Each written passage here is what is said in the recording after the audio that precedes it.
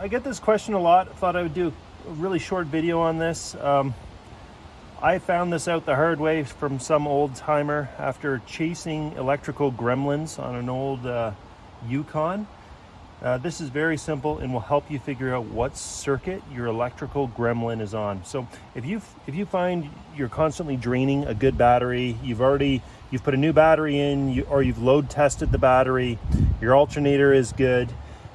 When you fire up the car, you're seeing 13 and a half, 14 volts.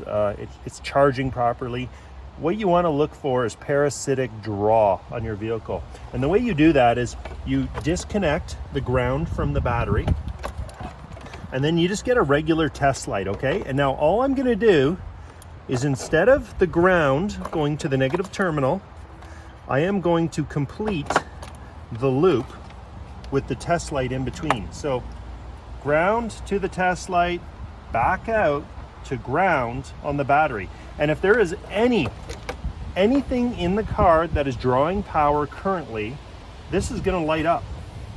So we've got a wee little bit of parasitic draw on the battery right now. This tells me something in the car is pulling from the battery right now.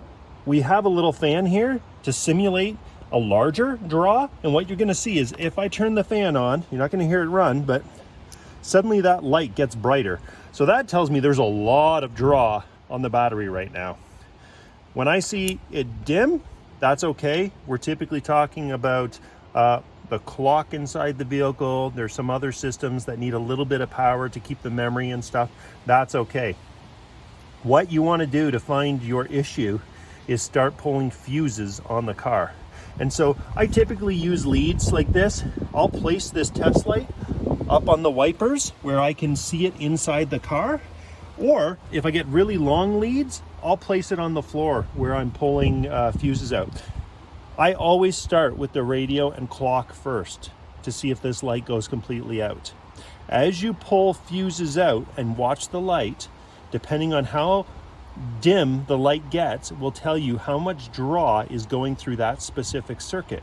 If you suddenly see this light go from very bright, you pull a fuse out and it suddenly drops, you have a lot of draw on that circuit.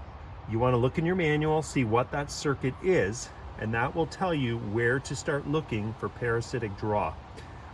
Could be a ground in the car, could be some other device that somebody wired in that you are unaware of that is drawing power. So that's how you chase it.